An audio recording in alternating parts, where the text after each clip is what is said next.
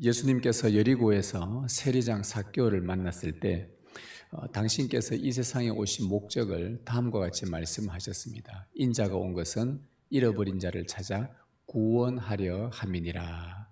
삭개오의 사건 이후에 주님께서 하신 말씀이었습니다. 예수님께서 세상에 오신 것은 잃어버린 자를 구원하기 위함이라고 말씀하셨습니다. 여기서 잃어버린 자란 하나님의 형상에서 멀리 떨어진 자, 하나님을 모르고 살아가는 자라는 뜻입니다. 민족의 배반자라는 소리를 들어가면서까지 악착같이 수단과 방법 가리지 않고 돈을 모았던 삭개오라는 이 세리장, 그가 예수님을 만나고 난 이후에 삶이 180도 급격하게 급변을 합니다. 그가 지금까지 모았던 모든 재산의 절반을 가난한 자들에게 나누어 주었던 것이죠. 철저한 자기중심의 사람이었고 뼛속까지 자기의 사랑에 빠졌던 그가 하나님 중심으로 이웃 사랑으로 삶이 바뀌었습니다. 죄와 탐욕으로 가득했던 자가 예수님으로 말미암아 의와 자비로 충만해지는, 즉 하나님을 닮은 형상으로의 되돌려진 그 모습을 우리는 성경은 구원받았다 또는 회복되었다라고 이렇게 표현을 합니다. 예수님의 사역은 파괴되고 왜곡된 하나님의 형상을 되돌리는 회복 사역입니다. 창세기부터 계시록까지 성경 곳곳에 저변에 흐르는 그 중요한 사상들이 여러 가지가 있는데 그 중에 하나가 바로 하나님은 당신의 백성, 당신의 나라, 파괴되고 왜곡된 당신의 형상들을 회복하시는 하나님의 이야기들로 성경은 가득 차 있습니다. 지난 주간 우리는 에스라, 느헤미야, 에스더를 통독했습니다. 그 성경들은 자기 백성을 회복시키는 하나님의 이야기입니다. 이방 나라의 포로였던 이스라엘을 다시 하나님의 자녀로, 하나님의 자녀의 정체성으로 되돌리는 회복 이야기입니다. 아마 여러분들이 지난주에 그 성경을 읽으면서 아주 이것을 발견하셨다면 여러분은 정말 대단한 목사와 비슷한 수준의 신학자들이 할 수 있습니다. 중요한 거 발견하셨을 것입니다. 세 단계를 걸쳐서 자기 백성을 회복하여 하시는 하나님의 사역입니다. 여러분 다 보셨죠, 그죠? 먼저는 스룹바벨과 예수아를 중심으로 1차 포로 기환자들과 함께 무너진 성전을 재건합니다. 이게 에스라 앞부분에 나오는 이야기입니다. 성전이 재건되자 뭐가 회복됩니까? 예배가 회복된 것이죠. 자, 두 번째는 에스라를 중심으로 2차 포로 기환자들과 함께 말씀의 회복이 일어납니다. 에스라 하반부에 나오는 이야기입니다. 율법을 가르치니까 내가 하나님의 언약 백성이 이런 거구나 하면서 언약 백성의 정체성, 우리 믿음의 공동체의 정체성, 공동체가 새롭게 재건되는 그러한 회복이 일어났습니다. 셋째는 느헤미야를 중심으로 3차 포로 기환자들과 함께 예루살렘 성을 재건합니다. 예루살렘 성을 재건하고 성 자체는 성벽이라고 하죠. 이 성을 재건하면서 그들의 삶의 개혁이 일어납니다. 말씀대로 이렇게 살아야 되는 거구나 라고 개혁의 운동이 일어나게 됩니다. 이처럼 하나님은 예배 회복, 말씀 회복, 삶 회복이라는 이 세 단계를 걸쳐 자기 백성을 완전한 구원으로 인도해 나가십니다. 마치 삭개오가 예수님을 만나 예배가 회복되고 율법을 들으면서 언약 백성으로서의 정체성이 확립되면서 자기 중심의 삶을 버리고 하나님 경외하고 이웃 사랑으로 그렇게 그의 삶이 완전히 180도 개혁되었던 것처럼 그렇게 말입니다. 그럴 때에 인자가 온 것은 잃어버린 자를 찾아 구원하려 함이니라 라는 주님의 말씀이 성취가 되는 것이죠. 이 세 가지 단계가 완성될 때에 여러분의 삶에 먼저 예배를 통해 하나님의 임재가 회복이 되고 말씀의 회복을 통해 말씀을 듣고 읽고 묵상함으로 내가 누구인지, 내가 믿는 하나님이 어떤 분이신지, 교회가 무엇인지, 예수 그리스도는 누구신지 우리가 예수 믿고 살아간다는 것은 뭐며 마지막 날에 어떤 일이 일어나는지 그 말씀을 통해 우리의 정체성, 신앙이 회복되어질 때 그 다음에 그 말씀에 근거하여 내 삶을 철저하게 그 말씀에 맞추어 날마다 개혁해 나가는 거예요. 우리는 온전치 못하기 때문에 또다시 무너지기 때문에 또 말씀 앞에 서서 내 자신의 삶을 말씀과 일치하지 않을 때 개혁해 나가는 이 삶, 이 단계들을 걸쳐서 우리는 하나님의 형상으로 완전한 회복을 얻게 되는 것입니다. 오늘 우리가 읽은 이 느헤미야 말씀은 바로 이 세 번째 회복 단계인 예루살렘 성을 재건하는 것에 대한 예레미야 말씀을 우리가 읽었습니다. 여러분, 우리가 하나님의 임재에 대한 그 예배를 회복하고 그리고 말씀을 듣고 배우면서 자녀됨과 신앙 공동체의 정체성을 회복했다고 한다면 이제 우리에게는 여러분의 삶이 말씀을 따라 개혁되어지는, 그럴 때 여러분 안에 완전한 구원과 완전한 회복이 이루어지는 것입니다. 오늘 느헤미야를 중심으로 예루살렘 성이 재건된다는 것과 그리고 그 성도의 삶이 개혁된다는 것이 어떤 연관이 있는지 오늘 이 말씀을 통해 우리 함께 듣기를 원합니다. 여러분, 느헤미야라는 이 사람은 그 당시 페르시아 제국 아닥사스다 왕의 수를 따르는 아주 공직자였습니다. 수를 따르는 공직자라는 것은 아주 매우 중요한 일을 하는 사람이죠. 왕에게 수를 따르는데 이 술에 독이 있는지 없는지 항상 감시를 하면서 감별하면서 왕의 생명과 아주 직결되는 중요한 직책입니다. 우리 성경에는 술 맡은 관원장이라 이렇게 표현하기도 하고 술 따르는 이 일을 하는 공직자였죠. 근데 그가 그곳에서 유대인이었지만 이방 나라 페르시아 제국이 전체를 제국을 다스리고 있을 때 하나님께서 느헤미야를 그곳에 참 그 공무원으로 그 일을 감당하도록 그 자리에 두셨습니다. 여튼 하나님의 은혜로 그곳에서 일을 하고 있는데 이 느헤미야가 아주 슬픈 소식을 듣게 됩니다. 그 소식이란 다름 아닌 자기 고향 이스라엘 땅 예루살렘 성이 회파되었다는 소식, 그리고 성문들이 다 불타버렸다는 이 소식을 그가 듣게 됩니다. 그리고는 불썩 그 자리에서 주저앉고 울면서 탄식하면서 슬픔으로 자기의 삶을 일관하면서 금식하며 하나님 앞에 기도하기를 시작했습니다. 그 기도했던 내용을 요약하며 이렇습니다. 하나님, 우리가 범죄했습니다. 우리의 선조들과 우리가 지금 범죄했나이다. 하나님의 말씀과 그분의 계명을 따르지 않게 살아서 우리가 지금 이 모양 이 꼴이 되어버렸습니다. 하나님, 지금 성이 불타버렸나이다. 우리는 하나님의 권능의 손과 당신의 팔로 구원받은 구속 백성이지 않습니까? 다시 한번 긍휼히 여겨 주옵소서. 다시 한번 고쳐주시옵소서. 종의 간구를 들어주옵소서 하면서 몇 달을 탄식하며 기도하며 하나님 앞에 엎드렸었습니다. 낮에는 공직자로서 또 업무를 보다가 틈나는 대로 이런 제목 가지고 기도했고, 퇴근하고 나서는 밤마다 성이 회파된 것으로 인해 가슴 아파하며 주님께 탄식 기도를 올렸습니다. 성경에 보면 느헤미야서 1장국에 보면 밤낮으로 그가 기도를 했다라고 나와요. 너무 마음이 아팠던 것입니다. 그렇게 기도하던 중에 하나님께서 느헤미야의 마음을 감동시키셨어요. 당신의 영으로 감동시키면서, 여러분, 하나님께서 감동시키면 뭔가 좀 불안합니다. 여러분, 하나님 여러분들 감동시키면 여러분 불안한 하나님의 메시지가 나옵니다.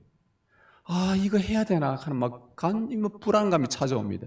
하나님께서 느헤미야 마음을 감동시키셔서, 느헤미야야, 너가 무너진 성과 불타버린 성문을 네가 재건해라.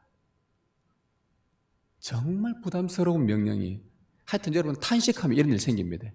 이 나라의 아픔을 보고, 교회의 아픔을 보고, 다음 세대들을 보고, 주여 어찌해야 됩니까?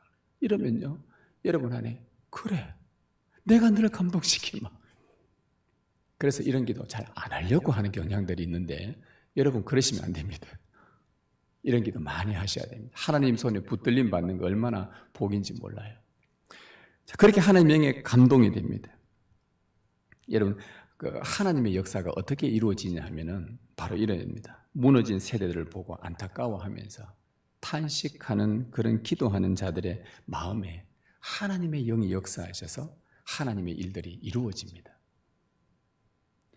구원의 회복은 눈물로 호소하는 자들의 그 심령에 하나님의 영이 역사하셔서 그 마음을 감동케 하시고 그 구원으로 인도하시는 하나님의 역사가 성경 곳곳에서 우리에게 증거해 줍니다. 하나님의 영에 감동된 자가 결국에는 하나님의 일 하게 되어 있습니다.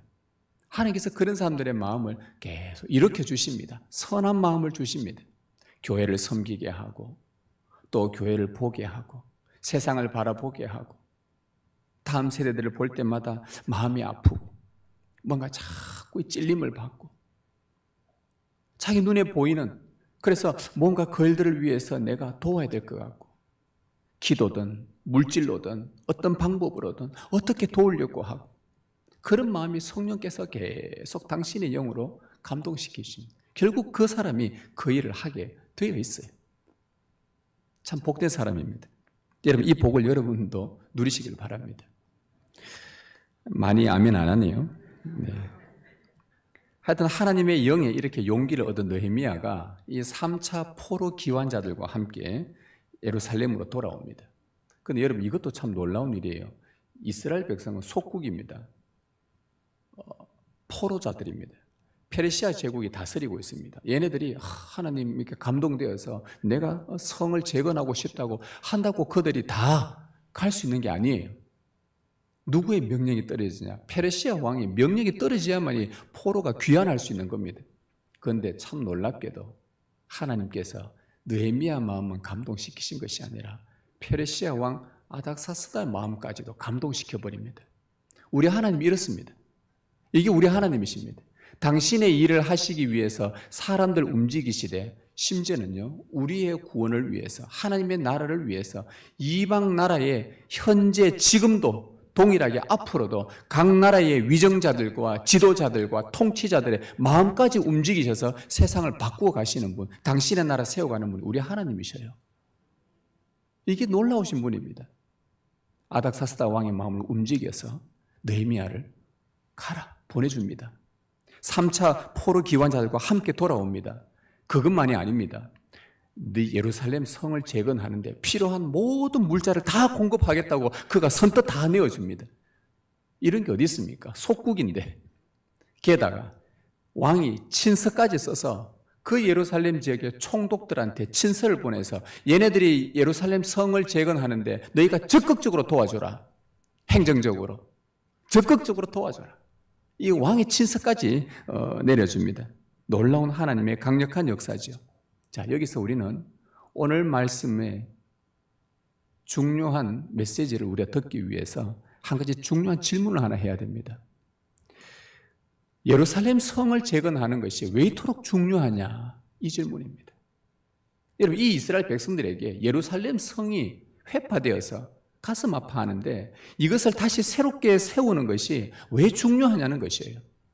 왜 중요했으면 느헤미야의 인생에 얼마나 중요했으면 그냥 그 편안하게 그 공직자 가만히 있어도 월급 받고 거기서 살고 자기 평생 노후 다 보장될 건데 뭐 한다고 거기서 탄식하며 아파하며 수심이 가득해서 왕이 볼 때 네가 왜 그렇게 슬프냐?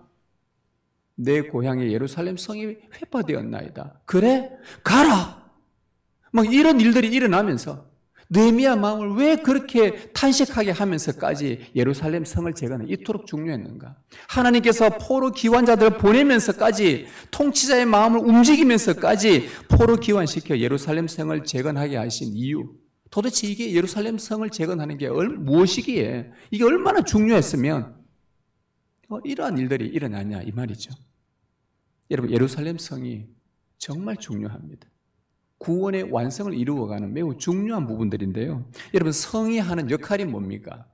예루살렘 성, 우리나라 같으면 남한산성, 우리도 수성구죠. 수성, 옛날에 성이 있었잖아요. 동문, 서문, 남문, 그래서 시장도 생기고 문들이 있고 성을 쌓는 이유가 뭡니까? 흙과 돌로 높은 담을 그 벽 같은 걸 성벽을 쌓아서 우리가 성을 이루는 이유가 뭐죠? 적으로부터 침략을 막기 위해서입니다. 백성의 안전을 위해서 높이 두릅니다. 느헤미야 당시 때 재건된 예루살렘의 성의 모습이 저와 같습니다. 저 모습을 보면 예루살렘 당시 때입니다. 아주 작아요. 근데 저게 보기엔 저렇지만은 저 면적이 37,000평 정도 됩니다. 저 면적의 제일 위에 보면 예루살렘 성전 1차 포로 기환자들 스룹바벨을 중심으로 해서 재건된 성전입니다. 성전이 제일 먼저 딱 지어졌죠. 저기서 백성들이 모여서 하나님께 예배했고 저곳에서 예배 회복이 일어났습니다. 그리고 에스라를 중심으로 2차 포로 기환자들과 함께 성전에 모여서 바로 저곳에 모여서 안식일마다 모여 말씀을 듣고 그리고 그들의 언약 백성의 정체성이 회복되고 신앙 공동체로서 하나님 나라가 무엇인지 배우면서 그들의 정체성을 확립합니다. 말씀의 회복이 있었죠. 자, 그런데 여기서 질문입니다. 만일 성전도 지어졌고 말씀의 회복도 일어났는데 만일 지금 저는 이제 다 완성된 저는 성벽의 모습이어서 저게 예루살렘 성인데 만일 저 예루살렘의 저 성이 세워지지 않았다면 회파된 상태로 그대로 무방비 상태로 있다고 한다면 여러분 저기에서 어떤 일이 벌어질 것 같습니까? 저 성벽이 없다면 어떤 일이 일어날 것 같습니까? 앞에서 성의 역할은 적의 침략을 막는 거라 그랬죠. 성전만 떼똥 있고 백성들이 저기 그냥 오밀조밀 모여서 살고 있는데 성벽이 없다. 즉 예루살렘 성이 만들어지지 않으면요 수시로 침략이 용이하고 그리고 약탈되기가 쉽습니다. 느헤미야가 저 성들이 회파되고 성의 입구인 성문들이 불탔다는 소식에 주저앉고 울며 금식하며 기도했던 이유가 바로 이것 때문입니다. 왜 그가 이토록 금식하며 탄식하며 기도했느냐? 회파된 성과 불탄 성문으로 수많은 이방인 대적들이 들어오게 되고 그러면 이방인들은 자기의 우상과 미신과 세속 문화들을 가지고 그 성 안에 들어와서 마구잡이로 들어와 하나님의 언약 백성을 타락시킬 위험이 불보듯 뻔하기 때문에 그가 그렇게 탄식하며 성이 무너진 것, 성문이 불탄 것 때문에 너무너무 아팠던 겁니다. 그래서 느헤미야는 이 하나님의 말씀으로 저 언약 백성들 예배가 회복되고 말씀이 이제 겨우 회복되었는데 저들이 저 이방의 세력들에 의해서 세속 문화에 의해서 저 예루살렘 성이 무너지지 않도록 견고하게 하기 위해서 그는 바로 그 언약 백성을 언약 공동체를 말씀으로 지키고 싶었던 것입니다. 단지 그 이유입니다. 하나님의 교회를 보호하고 싶었던 거예요. 왜냐하면 그가 옛날 자기 조상들이 바벨론의 포로로 잡혀갔던 이야기를 그 역사 이야기를 생생하게 들었거든요. 여러분 예루살렘에 예전에 솔로몬이 지었던 이 솔로몬 성전 강력한 성벽 얼마나 대단했는지 모릅니다. 외부의 침입이 절대 허락하지 않으면 넘어올 수 없는 그 예루살렘의 해발 900m입니다. 쉽게 침략하지 못합니다. 그렇게 성과 왕궁과 성벽을 견고하게 세웠는데 누가 허락하지 않으면 못 들어오는데 솔로몬이 허락을 해요. 누가 들어오도록 문을 다 열어주고 이방인들이 들어오게 하고 그곳에서 저 이방인의 아들을 자기 사위로 삼고 이방인들에게 내 딸을 내어주고 서로 통혼하고 여호와를 모르는 자들과 혼인시키고 그러는 가운데에 그 속에서 점점 사람들이 언약을 떠나고 이런 삶도 재밌네. 이것도 괜찮네. 그러면서 형식적인 종교 생활만 남아있고 세속 문화에 이방의 미신에 우상에 거기에 전념되어서 하나님의 언약 백성인데 하나님의 언약 백성처럼 전혀 살지 않는 세상 사람과 똑같이 그런 가치관을 두고 살아가는 그런 모습에 그들이 바벨론 포로로 잡혀간 것을 역사를 통해 선조를 통해 들었어요. 바벨론 포로로 잡혀갈 때 얼마나 수치스러웠는지 하나님을 믿는 자들이 짓밟히고 군인들에게 아내를 빼앗기고 부모님을 빼앗기고 살해당하고 자식 다 빼앗기고 눈 다 뽑히고 포로로 잡혀서 그렇게 세월랑 차서 그 수천 킬로의 포로로 잡혀가는 그 모습 얼마나 수치스러운지. 여호와 하나님을 믿는 자들이 하나님의 영광도 땅에 떨어지고 얼마나 부끄러웠는지 그 얘기를 느헤미야가 생생하게 들었단 말이죠. 느헤미야는 이 같은 자기 민족의 아픈 과거의 역사를 알고 있었습니다. 그래서 지금 성이 회파된 것에 대해서, 성이 없으면 성전만 달랑 있고 성도들이 그 살다 보면 수많은 이방 사람들에 의해서 또 그곳에 들어와 잡다한 그들의 사상에 들어와 언약 백성을 불보듯 뻔한 그 타락시킬 것을 알고 있었기에 이 성이 회파된 것에 대해서 그가 가슴을 쳤 거예요. 탄식했던 거예요. 금식을 하며 기도했던 것입니다. 느헤미야 말을 한번 들어보십시오. 17절에 후에 그들에게 이르기를, 여기서 그들은 포로 기환한 자들 가운데에 느헤미야가 무너진 성벽을 쫙 둘러보고는 그 지도자들을 이야기합니다. 지도자들에게 이르기를, 우리가 당한 공경은 너희도 보고 있는 바라. 자, 우리가 당한 공경을 봐라. 우리가 당한 어려움을 봐라. 성이 다 회파되었다. 성문이 불탔다. 예루살렘이 황폐하고 성문이 불탔으니 자, 예루살렘 성을 건축하여 다시 수치를 당하지 말자. 다시 수치를 당하지 말자. 이것이 느헤미야의 심정이었습니다. 수치스러웠던 옛 기억을 회상하며 다시는 그런 수치를 치를 떠올리고 싶지 않은, 그래서 우리 성을 건축해서 다시 보호하자. 예배 중심의 삶을 회복하고 말씀 중심의 삶을 회복하고 우리의 삶이 이방인에 의해서, 이방의 세속 문화에 의해서 우리의 삶이 무너지는, 이렇게 살지 말고 다시 우리가 하나님의 성을 쌓아가자. 주님의 거룩을 회복하자. 지금 예레미야의 심정이 바로 이것이에요. 여러분, 하나님의 언약 공동체는 언제나 악의 세력에 노출되어 있습니다. 여러분들이 이 지금 예배당 안에, 교회 안에 와서 딱 보호받고 있는 것 같이 보이지만 이 예배당을 탁 빠져나가는 순간 순식간에 악한 사단은요, 여러분을 삼킵니다. 은혜를 빼앗으려고 하고 말씀을 잊어버리게 하고, 잊어버렸는데 말씀을 다시 잊어버렸으니까 다시 읽어야 되겠다라는 생각 못하게끔 만들어버리고 기도 못하게 만들고 자연스럽게 세상에 동화되어서 살아가기가 쉽다는 뜻입니다. 여러분, 우리가 이곳에서 예배드리고 그리고 이곳에서 말씀을 듣고 배운 것으로 우리의 구원이 완성된다고 착각하지 마십시오. 말씀의 가르침과 반대되는 그런 세상에 유행하는 문화와 우리가 맞서 싸우면서 철저하게 내 삶을 말씀에 근거한 끊임없는 삶의 개혁이 우리에게 요구되는 것입니다. 앞에서 언급한 것처럼 하나님의 구원은 세 단계로 펼쳐집니다. 예배 회복, 말씀 회복, 삶 회복. 내가 예배 드리고 은혜를 받았는데 내 삶이 말씀대로 바뀌지가 않는다, 변화되지 않는다, 그건 회개를 안 했다는 뜻입니다. 회개라는 것은 변화라는 뜻이에요. 바뀌었다는 뜻입니다. 예배자는 말씀을 듣고 배우며 더 나아가 말씀과 일치하지 않는 내 삶들이 내 속에서 발견될 때마다 부단히 개혁해야만 하나님 중심으로 그 삶이 변화되어 완전한 구원으로 나아갈 수 있습니다. 여러분, 예루살렘 성을 쌓는다는 것은 그 주변에 널려있는 사탄의 문화를 내가 받아들이지 않겠다는 뜻입니다.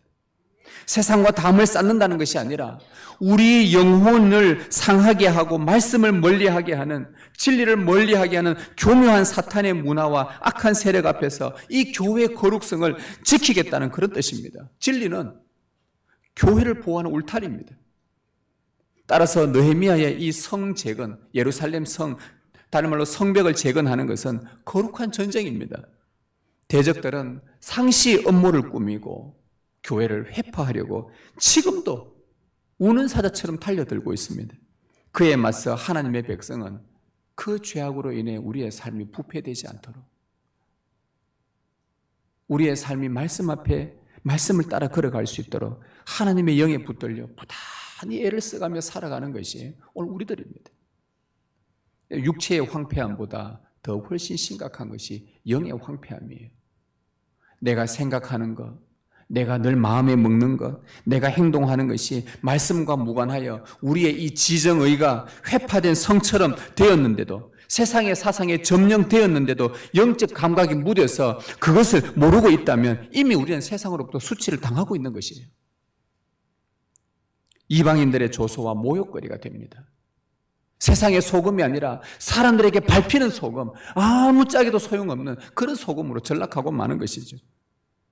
우리의 이런 모습에 하나님의 영광까지도 실추가 됩니다. 교회다니는 게 별거 없네. 신자들 별거 아니네. 예수 믿는 사람들 뭐 별 볼 일 없네. 이게 바벨론의 비난이었고 조롱이었고 페르시아의 조롱이었습니다. 여러분, 교회가 감당할 사명이 무엇입니까? 세상과 구별된 거룩하고 의로운 공동체, 이 성을 세워가는 거예요. 예배당만 있으면, 여러분, 우리 신매교 예배당이 있지 않습니까? 이곳에서 예배 드리고 말씀 듣고 우리가 회복되고 일어나지 않습니까? 그런데 실제 우리 바깥에 탁 나가면요, 눈에는 보이지 않지만 여러분이 바로 이 거룩을 지키는 여러분이 바로 성입니다. 바깥에서 보면 이 예배당만 딸랑 있습니다. 누가 이 하나님의 공동체의 거룩성을 지킵니까? 여러분들이 성벽이 되는 거예요. 여러분들이 거룩하게 살아가는 겁니다. 눈에 보이지 않는 영적 성이 바로 여러분들이란 말입니다. 그래서 거룩하고 의로운 공동체를 세우는 거예요. 우리의 관심은 말씀에 근거한 성경적인 문화를 계속해서 만들고 우리 안에서 공유하면서 점점 이 성을 확장해 나가서 주님 나라를 확장해 나가는 것입니다. 말씀에 보니까 성도들의 부부 생활은 이런 거라더라. 말씀이 가르치는 부부의 관계는 이런 거구나. 그러면 세상이 부부 관계를 어떻게 정의하든지 간에 자기들이 법적으로만 부부고 그 외에는 막 엉망진창으로 살든지 간에 그래도 결혼은 뭐 이렇게 살아야 뭐 이래도 온갖 말들이 있더라도 우리는 성경에서 이렇게 하는 것이 성도들의 부부의 삶입니다 하면은 우리는 이것을 따라가면서 이런 것들을 우리가 공유하고 나누면서 이러한 성경적 문화를 계속 세워가는 거예요. 부모와 자녀의 관계는 이렇게 사는 것입니다 라고 성경이 가르치면 우리는 세상의 부모와 자식들의 관계가 어떻게 돌아가든지 간에 성경이 말했으니 우리는 이러한 말씀을 따라서 부모는 자녀들에게 이렇게 하는 거구나. 자녀들은 부모에게 이렇게 하는 거구나. 이게 하나님을 기쁘시게 하고 하나님이 인간의 부모와 자녀 간에 만들어 놓은 관계구나. 그것을 배워서 우리 안에 서로 공유하고 또 나누고 또 나누어서 점점 우리의 성을 거룩하게 세워가는 겁니다. 세상 사람들이 볼 때 부부는 저게 진짜 예수 믿는 사람들의 부부에서 참으로 아름답고 귀하다. 하나님께서 만드신 부부는 정말 아름답고 귀한 겁니다. 하나님이 만드신 부모와 자식 간의 관계는 정말 아름답고 귀한 겁니다. 하나님께서 직분자는 이렇게 섬기는 것이다 라고 말했을 때에 이런 거구나 해서 우리가 이렇게 섬기자 우리가 이렇게 서로 섬기자 라고 서로 말하면서 이런 문화들을 점점 만들어 갈 때에 악한 그 영이 들어와서 침략을 하지 못하는 겁니다. 와도 튕겨나가는 거예요. 그게 효력을 발휘를 못하는 겁니다. 아무리 마귀가 거짓말을 던져도 효력을 발휘 못해요. 말도 안 되는 소리니까. 세상에 나가서 이렇게 살아야 된다더라. 말씀은 이렇게 말하더라. 그래, 우리 세상 나가서 이웃을 향해서 어떻게 대해야 되는가? 그들을 어떻게 사랑해야 되고 어떻게 섬겨야 되고 이렇게 성경이 이렇게 말하는 거야. 우리는 그렇게 하자. 주위에서 볼 때에 저 사람 참 희한하게 산다. 우리와 좀 다르게 사네. 저들은 왜 저렇게 자기 손해보면서까지도 저들을 왜 자기에게 나쁜 짓을 하고 악을 행한 사람에게조차도 저들에게 용서를 베풀려고 하고 사랑을 하려고 하는가? 이 도대체 뭐냐 저 사람들은. 삭개오의 삶을 보고 주위 사람들 다 놀라지 않았겠습니까? 뭔데 저가 악착같이 그렇게 수단 방법 가리지 않고 돈 끌어모았던 세리장 어떻게 순간에 자기 재산 절반을 나눠줄 수 있을까? 무슨 변화가 있었을까 그 사이에? 뭡니까 그게? 말씀이 그렇게 말하니까 그러한 성도와의 성경의 가르침을 공유하면서 문화로 만들어 거룩한 성을 세워가는 것입니다. 거룩하고 의로운 공동체의 재건을 열망하는 거예요. 오늘 말씀 18절을 보십시오. 또 그들에게 하나님의 선한 손이 나를 도우신 일과 느헤미야가 말하고 있습니다. 그 사람들에게, 지도자들에게 하나님의 선한 손이 나를 도우셨다. 그리고 아닥사스다 왕이 내게 이런 말들을 하나하나 다 전해줬더니 그 지도자들이 하는 말이 일어나 건축하자. 우리 모두 힘을 내어 이 선한 일을 하자.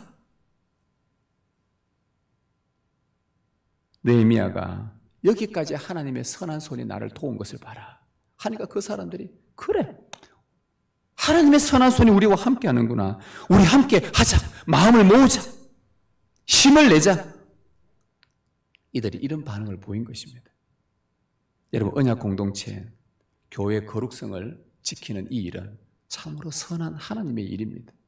하나님께서 교회에 맡기신 선한 사명입니다. 그래서 성도는 하나님의 선한 손을 신뢰하고 하나님의 그 선하신 손이 항상 교회 안에, 여러분 안에 은혜와 평강으로 머물면서 교회의 거룩성을 위해 모두 한 마음으로 힘을 내도록 선하신 하나님의 손이 계속해서 세밀하게 역사하고 계십니다. 느헤미야를 읽어보셔서 아시겠지만 그 성을 재건하는데 얼마나 방해하는 세력들이 곳곳에서 나오지 않습니까? 하나님께서 다 보고 계셨어요. 다 보고 계시고 낙심될 때마다 그 사람들 일으키고, 성도들이 또 크게 영향받을 때면은 또 다른 옆에 성도들이 아니다, 말씀이 이렇게 하지 않느냐, 우리 같이 일어서자, 힘을 내자 하면서 성도들이 서로 격려하고 위로하니까 그 방해 세력이 더 이상 침범하지 못하도록 52일 만에 그 성이 완공을 이루어냅니다. 느헤미야가 성을 재건하고 나서 그 이후로 350년이 지납니다. 그때 하나님의 그 선하신 손은 여전히 역사하여서 세례 요한이라는 그 선지자에게 임합니다. 세례 요한이 느헤미야처럼 무너진 예루살렘을 보고 통곡하며 가슴치며 광야에서 하나님 앞에 기도할 때, 그래서 그 백성들을 아버지께로 이끄는, 회개로 이끄는 그 설교를 했을 때에 하나님은 그 설교를 듣고 요단강에서 세례와 회심의 역사가 많이 일어납니다. 그리고 그들의 삶이, 그럼 이제 우리 어떻게 하면 되는가? 그리고는 그들의 삶이 급격하게 180도로 그의 삶을 바꾸어 갑니다. 그 사람들이 그렇게 살았습니다. 하나님의 선한 손이 그 세례 요한의 선지자 위에 역사하셨던 것이죠. 하나님의 선한 손은 그 이후에 그의 아들 예수 그리스도께 나타나셨습니다. 예수님은 당시에 화려하고 멋있는 솔로몬 성전에 비길 만한 그 예루살렘 성전, 육안으로는 멋있는 성이었고 성벽이 든든했고 성문이 든든했고 다 갖고 있었는데, 예수님이 영의 관점으로 그 예루살렘 성을 바라보니 다 회파된 성이었습니다. 그래서 예수님은 그 성을 향해서 강도의 굴이라고 하지 않았습니까? 멋있게 지어졌지만 강도의 굴이라. 외관은 너무나 멋있게 지어졌지만 그 속은 다 무너져버린, 온갖 세상 것들이 다 들어와서 다 헤쳐놓고는, 여우가 와서 포도밭을 다 헤쳐놓은 것처럼 다 교회가 난장판이 되어져 있고 온갖 곳곳에 세속성이고 사람들의 생각하는 거, 교회를 섬기는 거, 온갖 방법들이 다 세속적이고 무너져버린 것을 예수님이 저는 강도의 굴이다, 강도의 굴이다. 그 성을 바라보면서 예수님이 얼마나 느헤미야처럼 가슴치며 탄식하며 우시면서 이렇게 기도했었습니다. 예루살렘아, 예루살렘아, 암탉이 새끼를 품으려고 한 적이 몇 번이나 되었더냐. 그런데 너희는 선자를 돌로 쳐 죽이고 하나님이 보낸 자들 그렇게 거부하였느냐. 내가 너희를 품으려고 한 적이 몇 번이냐. 너희가 나를 거부하였으니 이 성이 회파될 것이다. 예수님의 말씀이었어요. 그 말씀하고 나서 40년 뒤에 정확하게 로마 군대에 의해서 예루살렘 성은 돌 위에 돌 하나 남지 않을 만큼 철저하게 성이 다 무너져 버렸습니다. 그럼에도 불구하고 하나님의 선한 손은 예수님과 함께 하셨고 그 부패하고 타락한 백성들을 위해 예수님을 십자가에 내어주신 분이 우리 아버지의 손이었습니다. 오순절 성령 강림 때를 기억합니까? 하나님의 선한 손이 성령으로 나타나서 예수를 십자가에 못 박은 그들을 회개로 이끄는 베드로의 설교가 있고 난 이후에 그들이 어떻게 합니까? 우리가 어찌할꼬 하면서 회개하고 세례받자마자 그들이 했던 행동, 자기들의 재산들, 재물들 끌어모아가지고 가난한 자들에게 나눠주기 시작합니다. 이런 일이 벌어졌단 말이죠. 정말 무서운 일, 정말 놀라운 일, 세상에서 일어날 수 없는 일들이 바로 그리스도인들에게 나타난 것입니다. 예수님의 죽음과 부활을 믿는 자들은 예배가 회복되고 말씀이 회복되고 그 다음에 그 삶이 회복되어 완전한 구원을 이루도록 하나님의 선한 손이 변함없이 역사하셨고 지금도 역사하고 있고 앞으로도 이 방식으로 계속 하나님은 일을 하실 것입니다. 사랑하는 성도 여러분, 하나님께서 눈여겨보시는 참 선하고 아름다운 공동체, 예배의 회복으로 하나 되고 말씀의 회복으로 하나가 되고 말씀으로 교회의 거룩성을 지켜가는 일에 하나로 모아가는 바로 그 교회, 하나님께서 정말 기뻐하십니다. 말씀 아닌 것이 우리 안에 발견되었으면 우리가 탄식하고 말씀과 맞지 않은 옛 관습들이 생기면 과감하게 버리며 이를 위해 우리가 함께 기도하고 함께 아파하고 함께 세워가는 것입니다. 그리고 말씀이 말하면 말씀이구나. 모두 힘을 내어 교회의 거룩성을 지켜나가십시다. 느헤미야의 탄식하는 간구에 하나님께서 들으신 것처럼 그분의 선한 손은 우리와 여러분과 여러분의 삶을 계속 다스려 가실 것입니다. 이것이 우리의 삶입니다. 말씀이 말하면 그대로 순종하고 말씀과 다른 것이 내 안에 발견되면 계속해서 바꾸어 가십시다. 그래서 우리는 말씀을 자꾸 읽어야 돼요. 성경 통독 자꾸 하셔야 됩니다. 읽으면서 또 발견하고 또 발견하고 그래서 교회의 거룩성을 지켜가는 길, 어떻게 보면요 참 외로운 일일 수 있습니다.